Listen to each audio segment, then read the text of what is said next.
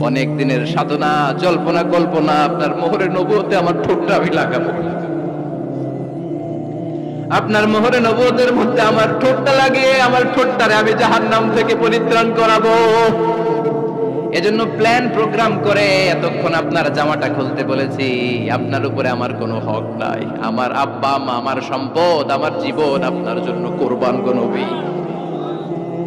ওয়াকানা বাইনা কাতিফাইহি খাতামুন নবুওয়া, আর পিঠের মধ্যে কাজিররিল হাজালা, কবুতরের ডিমের মতো একটা মাহরুন নবুওয়া ছিল। উনি যে শেষ নবী, উনি যে প্রফেট, দ্য লাস্ট মেসেঞ্জার, এটা প্রমাণ আল্লাহ সিল মেরা দিছে বাম দিকের কাঁধে, ডান দিকে না, কোন দিকে? সাহাবারা যারা এটা দেখেছেন তারা বলেছেন যে আমরা দেখেছি এর মধ্যে কিছু চুলও ছিল, একটু লালচে ছিল, একটু উঁচু ছিল। একদিন বিশ্বনবী বললেন, বান্দার কোনো হক আল্লাহ কোনোদিন ছেড়ে দেয় না। আল্লাহর হক আল্লাহ মাফ করে, বান্দার হকের মাফ নাই। যদিও আমি নবী, আমার উপর যদি কোনো হক থাকে বলো, আমি দিয়ে দেব। কোন সাহাবী দাঁড়ায় না। এক সাহাবী দাঁড়িয়ে বললেন, নবী, যুদ্ধের ময়দানে চাবুক চালানোর সময়, লাঠি চালানোর সময় এক কাফেরকে মারতে যেয়ে আপনার লাঠির বাড়ি আমার পিঠের মধ্যে পড়েছে।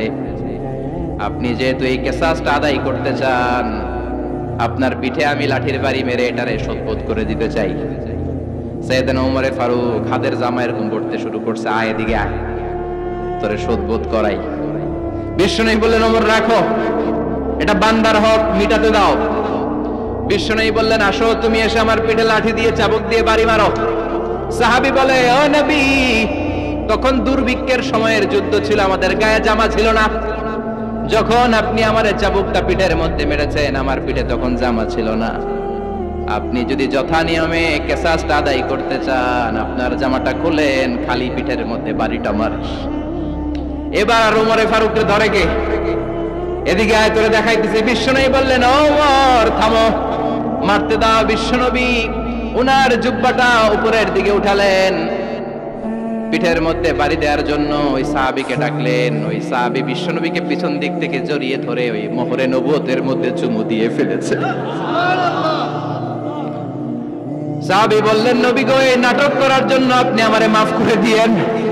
আপনি বিশ্বনবী, উদম গায়ে আপনারে দেখা যায় না, খালি গায়ে আপনারে দেখা যায় না। শুনেছি আপনার পিঠের মধ্যে মোহরে নবুয়ত আছে। অনেক দিনের সাধনা, জল্পনা কল্পনা, আপনার মোহরে নবুয়তে আমার ঠোঁটটা আমি লাগাবো, আপনার মোহরে নবুয়তের মধ্যে আমার ঠোঁটটা লাগিয়ে আমার ঠোঁটটারে আমি জাহান্নাম থেকে পরিত্রাণ করাবো। এজন্য প্ল্যান প্রোগ্রাম করে এতক্ষণ আপনার জামাটা খুলতে বলেছি। আপনার উপরে আমার কোনো হক নাই। আমার আব্বা মা, আমার সম্পদ, আমার জীবন আপনার জন্য কোরবান গো নবী।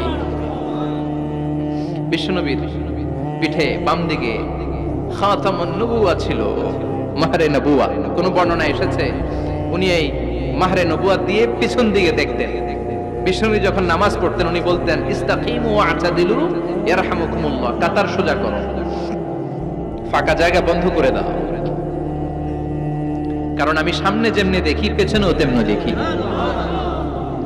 অনেকে বলেন বিশ্বনবী পেছনে দেখতেন এই মাহরে নবুয়তের জায়গাটা দিয়ে। এটা ছিল বিশ্বনবীর behind CC camera, behind close circuit camera. আল্লাহু আকবার। বিশ্বনবী ছাড়া কোন নবীর পিঠে এরকম মাহরে নবুয়া ছিল নাকি? কথা বলেন। এজন্য ওই নবীরে গালি দিলে সহ্য হয়? কথা বলেন, সহ্য হয়? আবিয়াদুল ইবতাইন, বগল ছিল শুভ্র সাদা। আমাদের বগল কি সাদা? দুর্গন্ধ, কুৎসিত, কালো, তাই না? বিশ্বনবীরটা কালো? কথা কন, শুভ্র সাদা। আমরা দোয়া করি এভাবে। বিশ্বনবী মাঝে মাঝে দোয়া করতে করতে বৃষ্টির জন্য যখন দোয়া চাইতেন, আরাফার ময়দানে যখন দোয়া চাইতেন, দোয়া করতে করতে হাতটারে উপরের দিকে করতেন। সবাই এরকম হাত তোলেন, সবাই হাত তোলেন। বিশ্বনবী মাঝে মাঝে আবেগের চোটে এইখান থেকে হাতটা এই জায়গায় নিয়ে যেতেন। সুবহানাল্লাহ। বিশ্বনবী যখন হাত আবেগের চোটে উপরের দিকে উঠাতেন, বিশ্বনবীর বগল দেখা যেত। সাহাবারা বলতেন, হাত্তা ইউরা বায়াদু ইবতাইহি, এই সুযোগে আমরা দেখতাম ওনার বগলটা ধবধবে সাদা, কোনো দাগ ছিল না। মুস্তাওয়াল জাবিন, প্রশস্ত ললাট ছিল। আসাম্মুল আনফ, খাড়া নাক ছিল। বিশ্বনবীর নাক কিন্তু বোচা ছিল না, এরকম চ্যাপটা নাকরে আপনারা কোম্পানিগঞ্জে কি বলেন? চাকমা। কি নাক? হ্যাঁ, বুসা, নাক বুসা বা বোচা। বিশ্বনবীর নাক এই চাকমা স্টাইলে নাক ছিল না, খাড়া ছিল, খাড়া নাক ছিল। সুবহানাল্লাহ পড়ো। মুফাল্লিজুল আসনান, দাঁতগুলো ছিল পরিপাটি। বিশ্বনবীর দাঁতের দিকে তাকালে, বিশ্বনবীর হাসির দিকে তাকালে মনে হতো হাসিতে যেন মুক্তা ঝরে। বিশ্বনবী দেখতে কেমন ছিল আন্দাজ পাচ্ছেন না মোটামুটি? এই চমৎকার দেহটা নিয়ে যখন আয়নার সামনে দাঁড়াতেন, বিশ্বনবী জোস জোস পোজ দিতেন না। এখনকার ছেলেপেলেরা বলে আয়নার সামনে দাঁড়াইয়া দেই জোস জোস পোজ, আছে না নাই? বিশ্বনবী জোস জোস পোজ দিতেন না। বিশ্বনবী আয়নার সামনে দাঁড়িয়ে বলতেন, আল্লাহুম্মা হাসানতা খালকি ফাহসিন খুলুকি। ও আল্লাহ, আমার চেহারাটা যেমনি আপনি সুন্দর বানিয়েছেন, আমার হৃদয়টারেও সুন্দর করে দেন।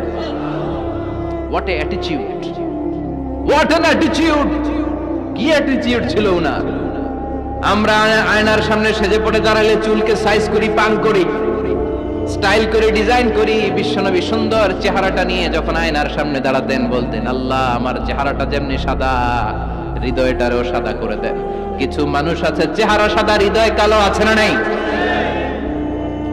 কিছু মানুষ আছে চেহারাটা কুচকুচে কালো, অন্তরটা সাদা, এমন মানুষও আছে না নাই?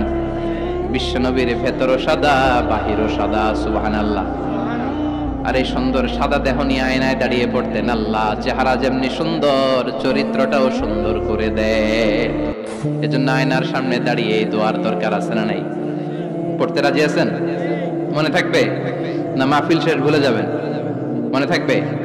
আয়নার সামনে আপনি যখন দাঁড়াবেন, আপনার স্ত্রী যখন দাঁড়াবে, আপনার বাচ্চারা যখন দাঁড়াবে, বলে দিবেন, বাবা, আয়নার সামনে দাঁড়ানোর দোয়া পড়ো। তো অসাধারণ দোয়া।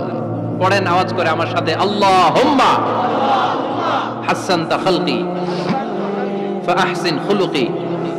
আল্লাহুম্মা হাসানতা খালকি ফাহসিন খুলুকি। এর মানে, আল্লাহ, আমার চেহারাটা করেছো সুন্দর, আমার আচরণ, আমার চরিত্রটাও সুন্দর করে দাও। চিৎকার করে পড়েন আমিন। তাহলে বিশ্বনবীর ব্যাপারে তিনটা কথা আমরা শুনবো বলেছিলাম, প্রথমটা শুনে ফেলেছি। মানে উনি দেখতে কেমন ছিল,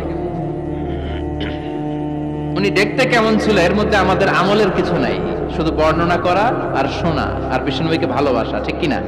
কারণ উনার নাক খাড়া, আমার তো খাড়া নাও হইতে পারে। উনি সুন্দর, আমি তো শ্যামলা হইতে পারি, কারণ এটা আল্লাহর দেয়া পরীক্ষা, ঠিক কিনা? দ্বিতীয় পয়েন্ট থেকে আমাদের আমল শুরু। দ্বিতীয় পয়েন্ট ছিল বিশ্বনবীর আচরণগত বৈশিষ্ট্য। আমার নবীর বিহেভিয়ার কেমন ছিল, কন্ডাক্ট সিস্টেম কেমন ছিল, ম্যানার কেমন ছিল, মানুষের সাথে কমিউনিকেশনটা কেমন ছিল, ব্যবহারিক জীবনটা কেমন ছিল, এগুলো আমল করার দরকার আছে না নাই? কষ্ট হচ্ছে? কষ্ট হচ্ছে? মনোযোগ আছে তো? মনোযোগ আছে না গেছে? আমরা এবার শুনবো বিশ্বনবীর আচরণ কেমন ছিল। বিশ্বনবী যখন রাস্তা দিয়ে হাঁটতেন, ইয়ামশি হাউনান, বিনয়ের সাথে হাঁটতেন। ইয়ামশি হাউনান, রহমানের বান্দারাও বিনয়ের সাথে রাস্তা দিয়ে হাঁটে, ঠিক কিনা? ওয়াইবাদুর রহমানিল্লাযীনা ইয়ামশুনা আলাল আরদি হাওনাও ওয়া ইযা খাতাবাহুমুল জাহিলুনা ক্বালু সালামা। রহমানের বান্দারা যখন রাস্তা দিয়ে হাঁটে, বিনয়ের সাথে হাঁটে, তারা অহংকার প্রদর্শন করে না, মানুষের সাথে বিনয়ের সাথে রাস্তা দিয়ে হাঁটে। এজন্য রাস্তা দিয়ে যখন হাঁটবো, বিনয়ের সাথে হাঁটবো। রাজি আছেন তো? নাকি অহংকার প্রদর্শন করে হাঁটবেন? বিশেষ করে যুবকেরা, ৩-৪ জন যুবক একসাথে হলে রাস্তায় ওদের আর কারো হুঁশ জ্ঞান থাকে না। পুরো দুনিয়াটাই মনে হয় দুনিয়াটাই আমার, আছে না নাই? না, মুরব্বীকেও সম্মান করবা, মহিলাদেরকে সম্মান করবা, তোমার জায়গায় তুমি হাঁটবা, ভদ্রভাবে হাঁটবা। ভদ্রভাবে হাঁটার দরকার আছে না নাই? উনি মুরব্বী, একদিন উনিও তোমার মতো যুবক ছিল, ঠিক কিনা? এই যে আমার কালো দাড়ি, আজীবন কালো থাকবে? কথা বলেন। উনার সাদা দাড়ি, ছোটবেলায় মনে সাদা দাড়ি নিয়ে আসছিল না? হ্যাঁ, উনিও একদিন তাগড়া যুবক ছিল। উনিও কোম্পানিগঞ্জ বাজারে দাঁড়ালে লোকজন তাকিয়ে থাকতো, ঠিক কিনা? তার মানে রং ধরা যৌবন জং ধরে শেষ। যৌবন সব সময় থাকে না, সার্টেন একটা পিরিয়ডের জন্য আল্লাহ দিয়েছে। এজন্য যুবক ভাইরা, তোমাদের রক্ত গরম, তোমাদেরকে বিনয়ী হতে হবে বেশি, ঠিক কিনা? রাজি আছো তো সবাই? বিশ্বনবী বিনয়ের সাথে হাঁটতেন। ওয়াকানা ইয়াতাবাসসাম, সবসময় মুচকি হাসতেন। কি করতেন? মুচকি হাসেন তো আপনারা? হাসেন না? মুচকি হাসবেন, কারণ মুচকি হাসতে পয়সা লাগে না। লাগে? মুচকি হাসি দেন তো একটা। এই যে সবার এখন মুচকি হাসি, পয়সা লাগছে? কথা কর। তাবাসসুমুকা ফি ওয়াজহি আখিকা সাদাকা, you smile to your brother, it's a charity. তুমি তোমার ভাইয়ের দিকে তাকিয়ে যে মুচকি হাসবে, এত সদকা দেওয়ার সওয়াব হয়ে যাবে। বিশ্বনবী সব সময় মুচকি হাসতেন। হাসি তিন ধরনের, তাবাসসুম, দিহক, কাহকাহা। কাহকাহা মানে অট্ট হাসি, আলিফ লাইলার দত্তরা যেমন হাসি দেয় ওই হাসি। এটা নামাজের মধ্যে কেউ দিলে নামাজও শেষ, ওযুও। আর দিহক, হালকা আওয়াজে হাসি, সামান্য দাঁত দেখা যায় মাঝে মাঝে বিশ্বনবী মজা করে এরকম হাসি দিতেন, কিন্তু সব সময় বিশ্বনবীর ঠোঁটের মধ্যে মুচকি হাসি লেগেই থাকতো। তাহলে আমরা বিনয়ের সাথে হাঁটবো, নাম্বার 1। নাম্বার 2, সবসময় মুচকি হাসবো। রাজি আছেন? ঘরে যেই স্ত্রীকে একটা মুচকি হাসি দিবেন, আজকে রাতেই দিবেন, যেই একটা মুচকি হাসি। রাজি আছেন? হ্যাঁ? ভালোবাসা বাড়াই দিবে কে? কথা কয় না। ভালোবাসার কথা আসলে আওয়াজ কমে যায়। ভালোবাসার কথাও কোরআনে আছে না নাই? আল্লাহু আকবার। আল্লাহ দাম্পত্য জীবনের ভালোবাসা তুমি বাড়িয়ে দাও। ইযা ইলতাফাতা ইলতাফাতা জামিআন। এই দুই একজন ওঠা বসা করতেছে কেন? ওঠা বসা করা যাবে না, বসেন। আর অল্প কয়েক মিনিট কথা বলবো। এখানে তো অনেক বিশৃঙ্খল, আমি তো বলতেছি না কিছু, অনেক বিশৃঙ্খল হয়ে গেছে মাহফিলটা। ওঠা বসা করা যাবে না, বসেন। 2-4 মিনিট কথা বলে আমরা একসাথে বিদায় নিব, কারণ এই মাহফিলগুলোর একটা সৌন্দর্য আছে। আপনি ওঠা বসা করলে সৌন্দর্যটা নষ্ট হয়। আপনি কি মনে করছেন শুধু এই মিডিয়া কর্মীরাই ভিডিও করে, ফেরেশতাদের ভিডিও নাই? ওয়া কুল্লা শাইইন আহসাইনাহু ফি ইমামিম মুবিন। ফেরেশতাদের ভিডিও ক্যামেরার নাম ইমামুম মুবিন। সুবহানাল্লাহ পড়েন। এই ইমামুম মুবিন নামক ক্যামকর্ডার, এটা দিয়ে তারা রেকর্ড করে নিয়ে যায়। এজন্য ওঠা বসা করলে এটা সুন্দর লাগবে। কথা বলেন। আর উঠবেন কেউ? আর কয়েক মিনিট কথা বলবো, আমরা কেউ উঠবো না ইনশাআল্লাহ। পড়েন। ইযা ইলতাফাতা ইলতাফাতা জামিআন। বিশ্বনবীর যদি ডানে বায়ে কোথাও তাকানোর দরকার হতো, উনি আর চোখে তাকাতেন না। অনেকে এইভাবে বসে আছে, ডানে এমনে তাকায়, এমনে আছে না নাই? এইভাবে এমনে তাকায়, আছে না নাই? এভাবে তাকানো যাবে না। বিশ্বনবী ডানে তাকানোর দরকার হলে ইলতাফাতা জামিআন, অ্যাবাউট টার্ন, ঘুরে যেতেন, ঘুরে এইভাবে তাকায়। আবার বায়ে তাকানোর দরকার হলে বুকটা নিয়ে, শরীরটা নিয়ে ঘুরে যেতেন, এইভাবে তাকাতেন। সুবহানাল্লাহ পড়বেন না? আর চোখে তাকানো কি ভালো স্বভাব? বিশ্বনবী ইযা ইলতাফাতা ইলতাফাতা জামিআন, যেদিকে তাকাবেন ওদিকে ফুল্লি মনোনিবেশ করতেন, তারপরে তাকাতেন। সুবহানাল্লাহ পড়েন। ওয়া কানা মুস্তাহিয়ান, লাজুক ছিলেন, বেশ লাজুক। এখন সমাজে লাজুকতা নাই, লাজ শরম আমরা হারাতে বসেছি, ঠিক কি না? বিশ্বনবী আসাদ্দু হায়াআন মিনাল আযরা ফি খিদ্রিহা, যেই মেয়েদের বিয়ে হয় নাই, এমন ভার্জিন নারী, কুমারী নারী যারা পর্দার ভেতরে অনেক লাজুক হয়ে বসে থাকে, বিশ্বনবী পর্দার আড়ালে ওই কুমারী নারীদের চাইতেও বেশি লাজুক ছিলেন। এত লাজুক ছিলেন, এত লাজুক ছিলেন, লজ্জা পেলে চেহারাটা বিশ্বনবী লাল হয়ে যেত। ছোট্টবেলায় হালিমাতুস সাদিয়ার বাড়িতে যখন দুধ খেতে গিয়েছিলেন, বিশ্বনবীর দুধমা হালিমাতুস সাদিয়া বলে, এই কুরাইশি মুহাম্মদ ছেলেটাকে কখনো কাঁদতে দেখি নাই। ক্ষুধা লাগলেও কাঁদে না, ব্যথা পেলেও কাঁদে না, শুধু লজ্জাস্থানের জায়গা থেকে কাপড়টা একটু সরে গেলে ছোট্ট মুহাম্মদ চিৎকার দিয়ে ওঠে। কি বুঝে সে? ক্ষুধা লাগলেও কাঁদতো না, ব্যথা পেলেও কাঁদতো না, লজ্জাস্থানের জায়গা থেকে কাপড় সরে গেলে বিশ্বনবী চিৎকার দিয়ে উঠতেন। সুবহানাল্লাহ পড়ে। এজন্য লজ্জা শরমের দরকার আছে না নাই? ইযা লাম তাস্তাহি ফাসনা মা শি'তা, যদি লজ্জা শরম না থাকে যা মন চায় তাই করতে পারো। এটা আমাদের বাংলাদেশে ব্যাপক। লাজ শরম কিচ্ছু নাই, যে যেটার যোগ্য না সে সেটা করতে যায়, ঠিক কি না? এই যে হিরো আলমের মনোনয়ন নিয়ে টানাটানি, কোন লজ্জা শরম আছে? আমার যোগ্যতা থাকতে হবে না? আমাকে রাজনীতি জানতে হবে না? আমাকে যদি আজকে বলে মিজানুর রহমান আজহারি আপনি অনেক কোয়ালিফাইড লোক, আপনি কালকেই দেশের প্রধানমন্ত্রী, আমি ওই জায়গায় বেহুশ, কারণ আমার নাই কোনো রাজনৈতিক জ্ঞান, নাই কোনো ডিপ্লোম্যাটিক জ্ঞান, নাই কোনো কূটনৈতিক জ্ঞান, এই কাজ আমার নয়। এজন্য লাজুকতার বড় দরকার। যেখানে যার বসা দরকার সে সেখানে যাবে। কিয়ামতের আগে যেই লোক যেই চেয়ারে বসার দরকার ওই লোক ওই চেয়ারে বসবে না। এটা হলো কিয়ামতের আলামত। জোরে কোন ঠিক কিনা? সভাপতি হওয়ার যোগ্যতা নাই, সভাপতি হয়, আছে না নাই? সেক্রেটারি হওয়ার যোগ্যতা নাই, সেক্রেটারি হয়, এরকম সমাজে আছে না নাই? নেতা হওয়ার যোগ্যতা নাই, নেতা হয়, আছে না নাই? সবগুলো কিয়ামতের আলামত। আমার বিশ্বনবী এমন লাজুক ছিলেন, বিশ্বনবীর মতো এমন লাজুক নবী আর কেউ ছিল নাকি? কথা বলেন। ওয়াকানা আসহাবুল মাইমানা, বিশ্বনবী ডানপন্থী ছিলেন। কি পন্থী? কি পন্থী? মুষ্টিবদ্ধ ডান হাতটাকে এরকম উপরের দিকে করেন আর চিৎকার করে বলেন, বিশ্বনবী কোন পন্থী ছিল? আমরা কোন পন্থী? জান্নাতে কারা ঢুকবে? কোন বামপন্থীর স্থানটা জান্নাতের ভেতরে হবে? চিৎকার করে বলেন, কোন নাস্তিক জান্নাতে ঢুকতে পারবে? এজন্য নবীদের মতো ডানপন্থী হতে হবে, যেরকম ঠিক কিনা? বিশ্বনবী সব ভালো কাজগুলো ডান দিক দিয়ে করতে পছন্দ করতেন। জামা পরলে ডান দিক দিয়ে, খাবার বিতরণ করলে ডান দিক দিয়ে, মুসাফা করা শুরু করলে ডান দিক দিয়ে, ডান দিক দিয়ে ভালো কাজ বিশ্বনবী পছন্দ করতেন। সুবহানাল্লাহ পড়েন। আসহাবুল মাইমানা, বিশ্বনবী মেহমানদারি করতে পছন্দ করতেন। আমরা করি তো? মেহমানদারি করান? মেহমান ঘরে আসলে ভালো লাগে? খারাপ লাগে কার কার দেখি? সবার ভালো লাগে, কিন্তু আমরা অনেকে খুশি হই না। মেহমান আসলে নাখোশ হই, নিজে খাইতে পাই না। মেহমান আইছে কে? খাওয়ামু করতে, খাওন নাই, যেন ও খাওন বানাইছে। খাওন পাঠায় কে? রিজিক দেয় কে? গোটা বিশ্বের সবাই মিলে আমরা একটা চাল বানাতে পারবো নাকি? ওমিয়া চাইনিজ চাউল না, চাইনিজ ডিম না, ওগুলো সবাই পারে, ঠিক কিনা? আল্লাহর বানানো ন্যাচারাল চাল, গাছের মধ্যে হওয়া যেই চাল, ধান আল্লাহ তৈরি করেছে, এরকম ধান, এরকম একটা পেয়ারা, এরকম ছোট্ট একটা কমলার টুকরা গোটা বিশ্বের সবাই মিলে বানাতে পারে নাকি? এজন্য রিজিকের মালিক কে? মেহমান আপনার রিজিকে ভাগ বসাতে আসে না, সে তো তার রিজিক নিয়ে আসে, সে আরো এসে আপনার রিজিকে বরকত ঢুকিয়ে দিয়ে যায়। চিল্লা এখন ঠিক কিনা? কারণ আমরা বরকতে বিশ্বাসী। বরকত বিশ্বাস করেন? 5 লাখ টাকা মাসে কামায়, ডাইন হাতে বা হাতে, আছে না নাই? হালাল হারাম ইচ্ছা মতো কামায়, মাস শেষে কিচ্ছু থাকে না, এরকম ডাকাইত আছে না নাই? হসপিটালের একটা বিল পরিশোধ করতে 3 লাখ চলে যায়, ঋণের বোঝায় জর্জরিত, রাতে ঘুম নাই, তার মানে বরকত নাই। আরেকজনের বেতন 20,000, কয় হাজার?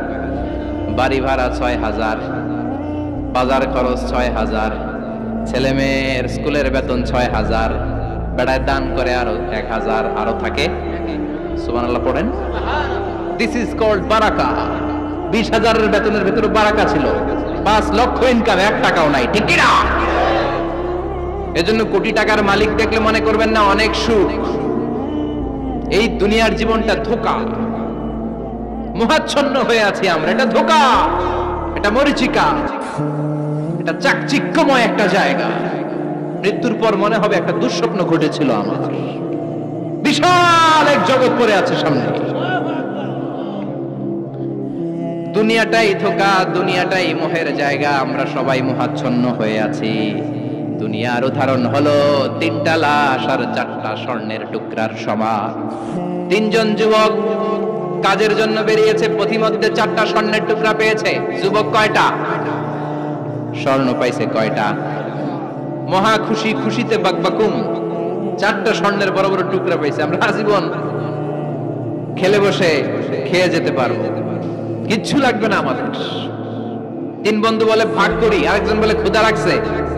একজন যা বাজার থেকে রুটি কিনে নিয়ে আয়, খাওয়ার পরে ভাগ করবো। একজন রুটি কিনতে গেল, শয়তান 2টারে বুঝায়, ওইটারে মারতে পারলে ভাগ বটোয়ারা সহজ হবে। তোরা 2 জন স্বর্ণ 4টা, তুই নিবি 2টা, ও নিবে 2টা। হিসাব সহজ না? 2 বন্ধু প্ল্যান করছে, ওইটারে মাইরা তুই 2টা, আমি 2টা। যেটা রুটি আনতে গেছে প্ল্যান করেছে, রুটির মধ্যে বিষ মিশায় নেই। কি মিশাবো? বিষ। তাহলে বিষ খাওয়া রুটি খেয়ে ওই 2টা শেষ, সব পাবে আমি পাবো, ভাগাভাগির কিছু নাই, সব যাবে আমার কাছে। 4টা স্বর্ণের টুকরার মালিক আমি। রুটির মধ্যে বিষ মেখে নিয়ে এসেছে, ওই 2 বন্ধু প্ল্যান অনুযায়ী ওইটারে ধরে মেরে ফেলছে। এবার মহা খুশি। এক বন্ধু কয়, এবার তো ভাগ বটর আর কিছু নাই, তুই 2টা, আমি 2টা, আগে খাইয়া লই। আগে খাওয়ার পরে এই 2টাও নাই। 3টা লাশ, 4টা স্বর্ণের টুকরা, এটাই তো দুনিয়ার জীবন, ঠিক কিনা? আসল জীবন কবর থেকে শুরু হবে, কোন ঠিক কিনা?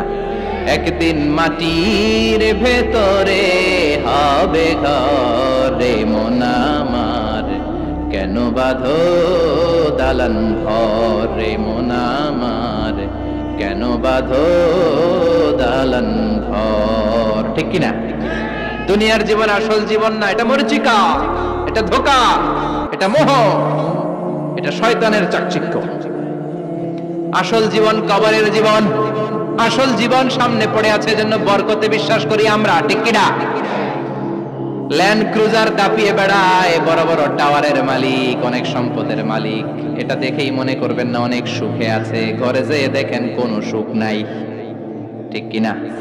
সাধারণত টাকা যার বেশি দুঃখ তার বেশি, টাকা যার কম সুখ তার বেশি। সুবহানাল্লাহ পড়েন। আল কানাআতু মিনাল ইসলাম। এজন্য আমার শ্রমিক ভাইয়েরা, আপনাদের এক পা জান্নাতে এমনি ঢুকে আছে। নামাজ পড়বেন, মা বাবার খেদমত করবেন, ইসলামের নিয়মগুলো মানবেন, দ্বিতীয় পাটাও জান্নাতে ঢুকায় দিবে কে? আর যারা কোটি কোটি টাকার পাহাড় বানিয়েছে, ওদের হিসাবের ফিরিস্তি অনেক বড়। বিশাল বাড়ির মালিক, ল্যান্ড ক্রুজার চালায়, সাবরোলেট চালায়, পোরশে, ফারারে, ল্যাম্বরগিনি চালায়, আছে না নাই? ঘরে সুখ নাই, রাতে ঘুম নাই, টেনশন আর টেনশন, 4টা ট্যাবলেট খেয়ে আধা ঘন্টা ঘুমাতে পারে না, এরকম ধনী আছে না নাই? সব ধনীরা আবার এক পাল্লায় মাইপেন না। হালাল পন্থায় মাথার ঘাম পায়ে ফেলে যেই ধনী ব্যবসায়ীরা বড় লোক হয়েছে, ওদের ঘরে ঠিকই শান্তি আছে। তার মানে টাকা যার বেশি, অসুখ তার বেশি, কিচ্ছু খেতে পারে না।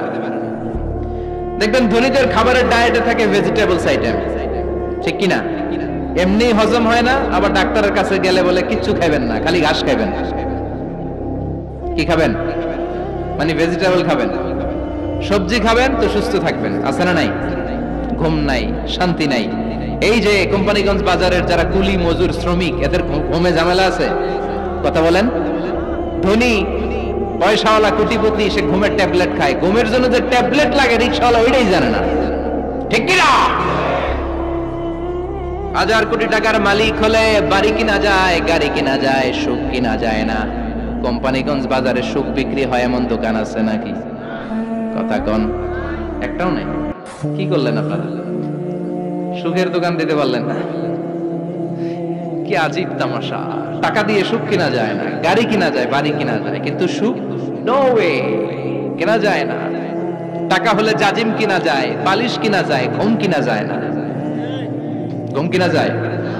ফার্মেসিতে ডাক্তারের কাছে যে যদি বলেন 2000 টাকার ঘুম দেন, দিবে? ডাক্তার কি বলবে? দূর মিয়া, আমারই ঘুম আসে না, তোমারে আমি ঘুম বিক্রি করব। আচ্ছা না নাই? শ্রমিক ভাই, রিকশাওয়ালাদের ঘুমের ঝামেলা নাই, যেখানে রাই তো ওইখানেই, যেখানে রাই তো ওইখানেই কাই।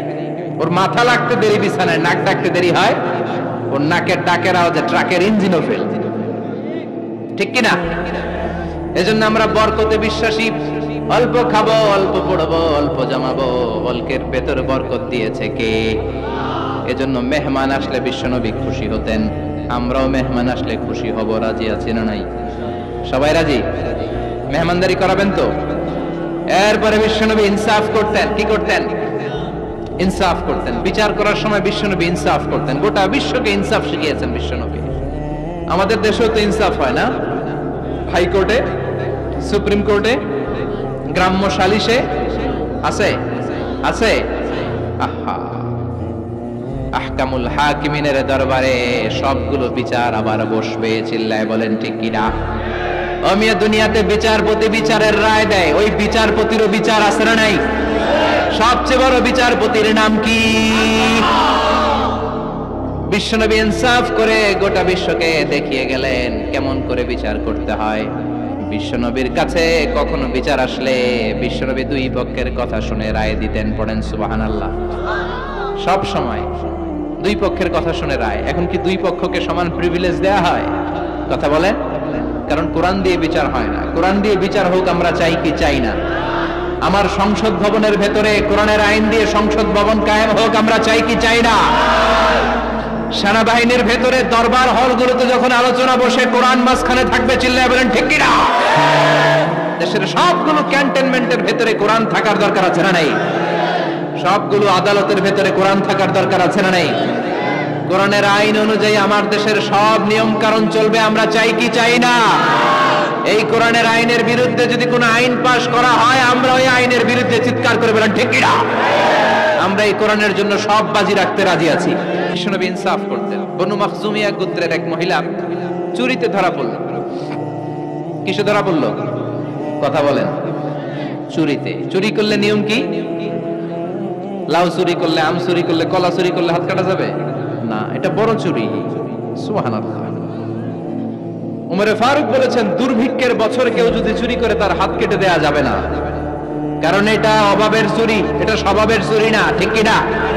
ঘরে খাবার নাই, পেটে দানা পানি নাই, লাউ চুরি করছে, মুরগি চুরি করছে, এই চোরের হাত কেটে দিও না, কারণ সে ক্ষুধার্ত, পেটে খাবার আছে, গায়ে জামা আছে, সমাজে সম্মান আছে, তারপরও পুরো দেশটা খেয়ে ফেলতে চায়, এরকম ডাকাত আছে না নাই?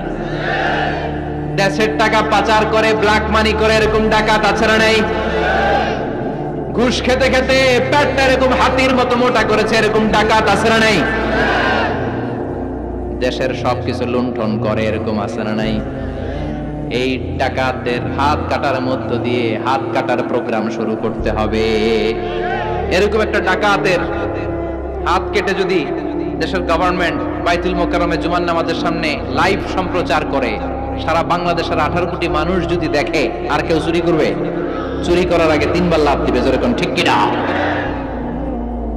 বনু মাখজুমিয়া গোত্রের এক নারী চুরিতে ধরা পড়ল। ভেরি প্রেস্টিজিয়াস এন্ড ডিগনিফাইড ফ্যামিলির মেয়ে। এলাকায় সম্ভ্রান্ত কিছু ফ্যামিলি থাকে না, এরকম বড় ফ্যামিলির মেয়ে। সব সাহাবারা বলল, এখন যদি নবী হাত কেটে দেয় মদিনাতে তো বাড়াবাড়ি হবে। ওসামা বিন যায়েদকে বলল, ওসামা, তুমি বিশ্বনবীর সবচেয়ে প্রিয় পাত্র, হুব্বু রাসূলিল্লাহ, তুমি যাও বিশ্বনবীরে বলো হাত যেন কেটে না দেয়। ওসামা যে বলে, নবী গো, সব সাহাবারা বলেছে এই মেয়ের হাত কাটলে মদিনায় ঝামেলা হবে, হাত কেটে দিয়েন না। এই কথা শুনে বিশ্বনবীর চেহারাটারে লাল করে দিল কে? বিশ্বনবী বললেন, ওসামা, কোত্থেকে এত বড় স্পর্ধা পেলি রে তুই ওসামা? এই আইনটা তো আমি বানাই নাই, আরশের উপর থেকে এই আইনটা নাজিল করেছে কে? السارق والسارقة فقطعوا أيديهما جزاء بما كسبا نكالا من الله والله عزيز حكيم. سبحان الله. If anyone steal something very precious from the society, from house, the government should cut down his right hand. দামি কিছু চুরি করলে গভর্নমেন্ট কাটবে, আমরা কাটতে পারবো? এটা সরকারের কাজ, সরকার ডান হাত কেটে দিবে। ওসামা, এটা আল্লাহর আইন। কেমন করে আল্লাহর আইনে তুমি সুপারিশ করতে আসো? কোন বনু মাখজুমিয়া গোত্রের মেয়ে? ওই মেয়ে তো দূরের কথা, আমার কলিজার টুকরা ফাতেমাও যদি চুরি করে, আমি রামদানিয়ে ফাতেমার ডান হাতটা এক কোপ দিয়ে কেটে দিতে এক মুহূর্ত দেরি করব না রে ওসামা। জাস্টিস, ইনসাফ শিখে নাও। কেমন করে প্রতিষ্ঠা করেছে বিশ্বনবী, চিৎকার করে বলেন ঠিক কি না?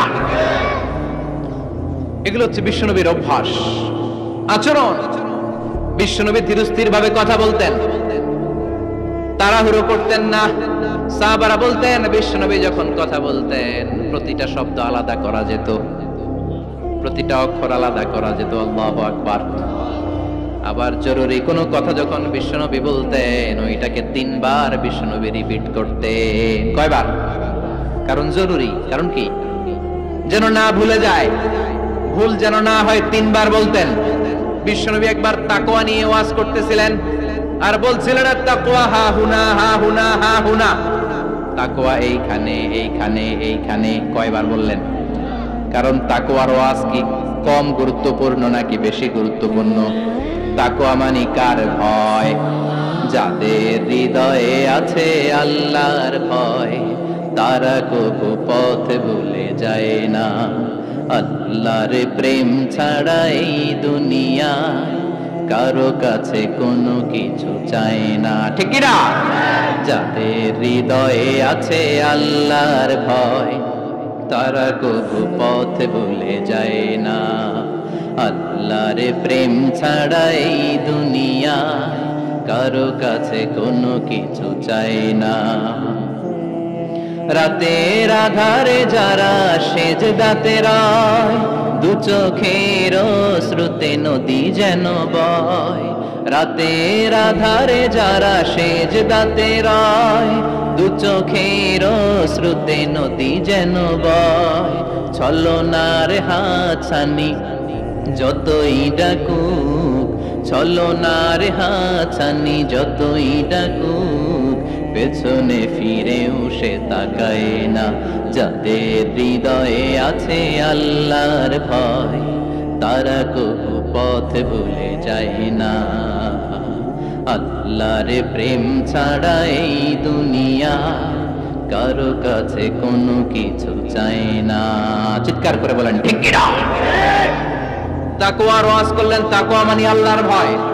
বিষ্ণুই বললেন তাকওয়া হা হুনা, তাকওয়া হা হুনা, তাকওয়া হা হুনা। তাকওয়া এই জায়গায়, তাকওয়া এই জায়গায়, তাকওয়া এই জায়গায়। যেহেতু এটা গুরুত্বপূর্ণ, বিষ্ণুনবী 3 বার ইঙ্গিত করে বলেছেন। সুবহানাল্লাহ। বিষ্ণুই বলেন না তাকওয়া হা হুনা, তাকওয়া এইটা। বলেন না তাকওয়া হা হুনা, তাকওয়া এইটা। বলেন না তাকওয়া হা হুনা, তাকওয়া এইটা। জুব্বায় তাকওয়া, দাড়িতে তাকওয়া, টুপিতে তাকওয়া বলে নাই। তাকওয়ার আসল জায়গা হলো হৃদয়। এজন্য যাদের হৃদয়ে আল্লাহর ভয় আছে, তারা কোনোদিন পথ হারাতে পারে। তাদেরকে সিরাতুল মুস্তাকিমের উপর দায়েম রাখে কে? কি সুন্দর অভ্যাস ছিল বিশ্বনবীর, মানার দরকার আছে না নাই? বিশ্বনবীর আরেকটা অভ্যাস ছিল, বাসি খাবার খেতেন না, জানেন? বাসি খেতেন না, অল্প খেতেন, কিন্তু যেটা খেতেন ভালোটা খেতেন। অল্প খেতেন, কিন্তু যেটা খেতেন ভালো খেতেন। মধু খেতে পছন্দ করতেন, কিন্তু মধুর মধ্যে দুর্গন্ধওয়ালা একটা মধু আছে না, মাগাফির। বুখারীতে লম্বা ঘটনা, ওইদিকে যাব না। এই মাগাফিরের মধু উনি খেতে চাইতেন না। ভালো সুগন্ধিওয়ালা মধু তিনি বিশ্বনবী খেতে পছন্দ করতেন। বিশ্বনবীর খাবারের তালিকায় সবচেয়ে পছন্দনীয় তালিকায় ছিল এই মধু। মধু খেতেন, দুধ খেতেন, খেজুর খেতেন, জব খেতেন, বার্লি খেতেন, ছাগলের বাজুর মাংস খেতে পছন্দ করতেন, সিনার মাংস। সুবহানাল্লাহ কইবেন না? What a choice! কি চয়েস ছিল বিশ্বনবী! বাজুর মাংস খেতেন। বিশ্বনবী লাউ খেতে পছন্দ করতেন, লাউ। রুম্মান ফল খেতে পছন্দ করতেন, রুম্মান মানে ডালিম। রুম্মান মানে কি? ডালিম খেতে পছন্দ করতেন। মাশরুম খেতে পছন্দ করতেন। সুবহানাল্লাহ পড়েন। মাশরুমের স্যুপ পাওয়া যায় না রেস্টুরেন্টে? বিষ্ণু বলতেন আল কামআতু মিনাল মান্নি ওয়া মাউহা শিফাউন লিল আইন। এই কামআহ মানে মাশরুম, ব্যাঙের ছাতা, এটা হলো মান্না সালোয়ার মতো দামি খাবার। আর এই মাশরুমের স্যুপ চোখের জন্য মহৌষধ। যাদের রাত কানা দিন কানা আছে, মাশরুমের স্যুপ খান, চোখ ভালো করে দিবে কে? এজন্য বিষ্ণুনবী যেগুলো খেত, এগুলো খাওয়ার দরকার আছে না নাই? বিষ্ণুনবীর যে সুন্দর চরিত্র ছিল, আচরণ ছিল, এগুলো পালনের দরকার আছে না নাই? তাহলে বিশ্বনবীর 3টা কথা বলবো বলেছিলাম। প্রথম কথা ছিল দেখতে কেমন ছিল। অনেক কথা তো বলা যাবে না, সংক্ষেপে বললাম যে বিশ্বনবীর আচরণ কেমন ছিল। এখন শুনবো, শেষ কথা বলে যাই, বিশ্বনবীর ইন্টেলেকচুয়াল পাওয়ার কেমন ছিল, ওনার বুদ্ধিমত্তা কেমন ছিল। Our beloved prophet Muhammad, the last messenger, was a very good mediator. বিশ্বনবী ভালো মিডিয়েটর ছিলেন। বিশ্বনবী ভালো মধ্যস্থতাকারী ছিলেন। ঝগড়া লাগলে মিলাই দিতে পারতেন চমৎকার। সুবহানাল্লাহ। বাড়িতে দেয়া জিমায় পড়ছেন? কষ্ট হচ্ছে?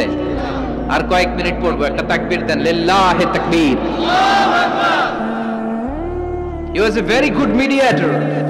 মধ্যস্থতাকারী ব্যক্তিত্ব ছিলেন। স্বামী স্ত্রীর মধ্যে ঝগড়া লাগলে মিলাই দিতেন, বন্ধু বন্ধু ঝগড়া মিলাই দিতেন, সমাজে সমাজে মারামারি মিলাই দিতেন। মক্কা থেকে মদিনায় যখন গেলেন, মদিনায় 120 বছরের একটা যুদ্ধ চলছিল, কেউ যুদ্ধটা থামাতে পারে না।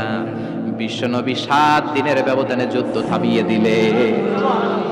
Intellectual capacity, very good mediator. এজন্য বিশ্বনবীর উম্মত যারা, তাদের অভ্যাস হবে ঝগড়া লাগায় দেওয়া যাবে না, মিলাই দিতে হবে, ঠিক কিনা? আমরা যদি ঝগড়া দেখি দূর থেকে আরো লাগায় দিতে চাই, আছে না নাই? কোম্পানিগঞ্জ বাজারে ঝগড়া, কয় লাগুক, কারো লাগুক, ধরবি না, থামাবি না, দূর থেকে মজা দেখি, মজাই লাগে, এরকম ডাকাইতে আছে না নাই? আগুন লাগলে পানি দিয়ে নেবায়, অনেকে তেল ঢালে, আছে না নাই? কি করবেন? মিলিয়ে দিবেন। আপনার মর্যাদা বাড়িয়ে দিবে কে? বিশ্বনবী ভেরি গুড মিডিয়েটর ছিলেন। বিশ্বনবী লজিক্যাল এবং রেশনাল ছিলেন, বুদ্ধিমত্তাকে কাজে লাগাতেন। এক সাহাবী এসে বলেন, নবী ইযান লি বিজিনা, আমার জিনার অনুমতি দেন। কিসের অনুমতি? কার কাছে অনুমতি চাইলো? অন্যান্য সাহাবারা এই যুবক ছেলেটাকে ধমকাতে লাগলো, বসো, এই মিয়া বসো, বিশ্বনবীর কাছে কি কথা বলে এগুলা? ওই যুবক বসে রইল। বিশ্বনবী কাজ সারলেন, এরপর বললেন, আইনা শাবাব, ওই যুবকটা কোথায়, এদিকে আসো, কি চাইছো বলো। কয়, বিশ্বনবী আপনি আমারে জিনা করার অনুমতি দেন। বিশ্বনবী যুবকটারে কাছে ডেকে আনলেন, বললেন, ও যুবক, তোমার ঘরে বোন আছে কিনা? কয় আছে। তোমার বোনের সাথে কোনো পুরুষ জিনা করুক, তোমার কেমন লাগবে? সে বলে, আমি এই পুরুষটারে হত্যা করব। হত্যা করবা? ওকে, ডান। তোমার ঘরে মা আছে কিনা? আছে। তোমার মায়ের সাথে পর পুরুষ জিনা করবে, কেমন লাগবে? কয়, আমি সাইজ করবো ওরে। তোমার ঘরে স্ত্রী আছে কিনা? আছে। তোমার স্ত্রীর সাথে যদি কেউ জিনা করে কেমন লাগবে? বলে, আমি তারে ছাড়বো না। বিশ্বনবী বললেন, তাহলে যেই মহিলার সাথে তুমি জিনা করবা সেও তো কারো বোন, সেও তো কারো স্ত্রী, সেও তো কারো মা, ঠিক কিনা? সুবহানাল্লাহ, হোয়াট এন ইন্টেলেকচুয়াল ক্যাপাসিটি। যুবক বলে, তাই তো, এভাবে তো ভাবি নাই। আমি যার সাথে পাপ কর্ম করব সেও তো কারো বোন হবে, সেও তো কারো মা হবে, সেও তো কারো স্ত্রী হবে। ও নবী, আপনি আমারে মাফ করে দেন, আমার জন্য দোয়া করে দেন যেন তাকওয়ার উপর জীবন প্রতিষ্ঠা করতে পারি। লজিক্যালি জিনিসকে সলভ করার চেষ্টা করতেন। মুআয ইবনে জাবালকে বিশ্বনবী সাল্লাল্লাহু আলাইহি ওয়াসাল্লাম ইমাম বানিয়ে পাঠালেন। উনি ইমামতি করতে গেলেন এক মসজিদে। মাগরিবের সালাতে উনি লম্বা কেরাত ধরলেন। এশার নামাজ শুরু করলেন সূরা বাকারা দিয়ে, কোরআনের সবচেয়ে ছোট সূরা। হ্যাঁ, বড়? কত বড়? বিশাল বড়। এখন ওই এলাকার মুসল্লিরা ছিল কৃষক মুসল্লি। এক কৃষক মুসল্লি সাহাবী নামাজের পেছনে দাঁড়ালেন, দেখলেন বাকারা দিয়ে দৌড়ছে, কেরাত শেষ হয় না, আর দাঁড়িয়ে থাকতে পারে না, পায়ে ব্যথা করে, পিঠে ব্যথা করে। কিছুক্ষণ পর রেগে মেগে নামাজ ছেড়ে দিয়ে বারান্দায় নামাজ পড়ে বিশ্বনবীর কাছে বিচার দিতে গেলেন। যে বললেন, নবী এমন ইমাম পাঠাইছেন এশা পরে বাকারা দিয়া। বিশ্বনবীকে সর্বনাশ, মুআয তো ভেজাল লাগাই ফেলতেছে। ডেকে পাঠালেন, সহিহ বুখারীর বর্ণনা। বিশ্বনবী বললেন, মুআয, হোয়াট আর ইউ ডুইং দেয়ার? কি করছো তুমি সেখানে? আফাতানুন আনতা ইয়া মুআয, ও মুআয, তুমি কি ফিতনা বাজাও নাকি? তুমি কি ফিতনা ছড়াচ্ছ নাকি? খেটে খাওয়া মানুষ, কৃষক মানুষ, মাঝারি সাইজের কত সুন্দর সূরা আছে, ওয়াদ-দুহা ওয়াল-লাইলি ইযা সাজা, আল কারিআতু মাল কারিআ, সানানাই, আলহাকুমুত তাকাসুর, সানানাই। এগুলো দিয়ে না পড়ে বড় বড় সূরাতুল্লাহ কেন্দ্রে মুআয, আফাতানুন আনতা ইয়া মুআয, তোমারে কি আমি অ্যাপয়েন্টমেন্ট দিছি তুমি ফিতনা বাজাবা? খবরদার মুআয, ইয়াসসিরু ওয়ালা তুআসসিরু, ইসলামকে মানুষের কাছে সহজ করে উপস্থাপন করবা। বাশশিরু ওয়ালা তুনাফিরু, ইসলামকে এমন ভাবে উপস্থাপন করবা না যে তোমার কথা শুনে মানুষ দিন থেকে ভেগে ভেগে যায়। তাহলে এই দায়ভার ইসলামের নয়, এই দায়ভার বর্তাবে তোমার কাঁধের উপর। চিৎকার করে বলেন ঠিক কিনা? আমাদের মধ্যে অনেকে ইসলামকে অনেক কঠিন করে ফেলে, মানুষকে আশার বাণী শোনায় না। কই এমনে না বললে আপনার বাদ, আপনি বেদাত করছেন, আপনি শিরক করছেন, আপনার কিচ্ছু হবে না। যারে বলে কিচ্ছু হবে না, সে বলে আমার যেহেতু কিচ্ছু হবে না, তোর কথা শোনার আমার দরকার নাই। যে আমারে আশার বাণী শোনায় আমি তার কাছে যাই, ঠিক কি না? এজন্য সহি ইসলাম আপনি প্রচার করবেন, but your approach should be very flexible. 70 বছর যেটা চালু আছে আপনি একদিনই উঠিয়ে দিতে পারবেন? It's not a logical approach. বিশ্বনবীর অ্যাপ্রোচ, বিশ্বনবীর রেশনাল ক্যাপাসিটি এমনটা ছিল না। সহজভাবে বুঝাবেন। আদ-দীনু ইউসরুন লা উসরা ফি, দিনটা হলো সহজ, দিনের মধ্যে কাঠিন্যতা নাই। সুবহানাল্লাহ, কি ক্যাপাসিটি! আমি যেমনি আপনাদেরকে নিয়ে বসে ওয়াজ করতেছি, বিশ্বনবী ওয়াজ করতেন, তবে সংক্ষিপ্ত ওয়াজ। বিশ্বনবী মাঝে মাঝে বোঝানোর জন্য প্রশ্ন করতেন, কারণ প্রশ্ন ছুড়ে দিলে মানুষের মধ্যে জানার আগ্রহ বাড়ে না কমে? কথা বলেন। আমি যদি একটা প্রশ্ন করি আর বললাম উত্তর দেন, কেউ পারতেছে না, একটু ঠেকা ঠেকা ভাব, ঠেকে যাচ্ছেন। তখন হুট করে উত্তরটা বললে এটার জীবনে ভুলবেন না, বলবেন, কারণ ওই যে ঠেকছেন, শিখছো কোথায়, ঠেকছি যেথায়, ঠিক কিনা? বিশ্বনবী প্রশ্ন করতেন, বিশ্বনবীর এই প্রশ্নটা বলে শেষ করছি। বিশ্বনবী সাহাবাদের মাঝখানে ওয়াজ করতেছেন আর বলতেছেন, ইন্না মিনা শাজারি শাজারা লা ইয়াসকুতু ওয়ারাকুহা মাসালুহু কামাসালিল মুসলিম।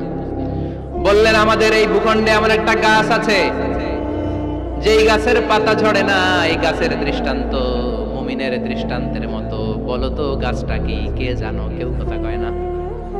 কি গাছ? কি গাছ? কেউ কথা কয় না, কেউ বলতে পারে না। কেউ বলে শাজারাতুল বাওয়াদি, ওই ক্যাকটাস গাছ, পাহাড়ি গাছ, ওই গাছ, সেই গাছ, কেউ বলতে পারে না।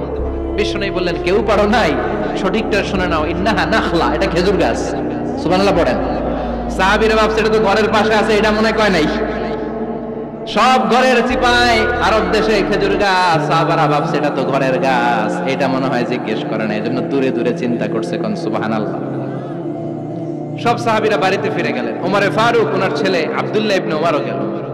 আব্দুল্লাহ বলে, আব্বা, বিষ্ণুবী যে জিজ্ঞেস করেছিল, বলো তো কোন গাছের পাতা ঝরে না, যে গাছের দৃষ্টান্ত মুমিনের দৃষ্টান্তের মতো? আপনারা কেউ পারেন নাই, আমি কিন্তু জানতাম এটা খেজুর গাছ। ওমরে ফারুক বললেন, বেটা কইলি না কেন? কইতে পারলে নবীর সামনে আমার কলিজাটা এত বড় হয়ে যেত। আমার কলিজার টুকরা ছেলে পেড়েছে, কেউ পারে নাই। আব্দুল্লাহ বলে, বাপ চাচা আপনারা কেউ পারেন না, আমি কই কেমনে? শরম লাগছে, শরম। সুবহানাল্লাহ কইবেন না? QA session, questioning answering session করে বিশ্বনবী সাহাবাদেরকে শিখাতে চাইতেন। এজন্য এ নবী এমন নবী যে নবীর পুরো জীবনের প্রতিটি ইঞ্চি ইঞ্চি জায়গাতে আমাদের জন্য শিক্ষা আছে না নাই? এই শিক্ষাগুলো গ্রহণ করতে রাজি আছেন তো? যা শুনলাম আমল করতে রাজি আছেন তো? বিশ্বনবীর জীবনী গ্রন্থ বেশি বেশি স্টাডি করতে রাজি আছেন ইনশাআল্লাহ? 2-4 জন কইছে খালি। সবাই রাজি আছেন তো ইনশাআল্লাহ? চ্যানেলটিকে সাবস্ক্রাইব করে পাশে থাকা বেল বাটনটি অন করে দিন।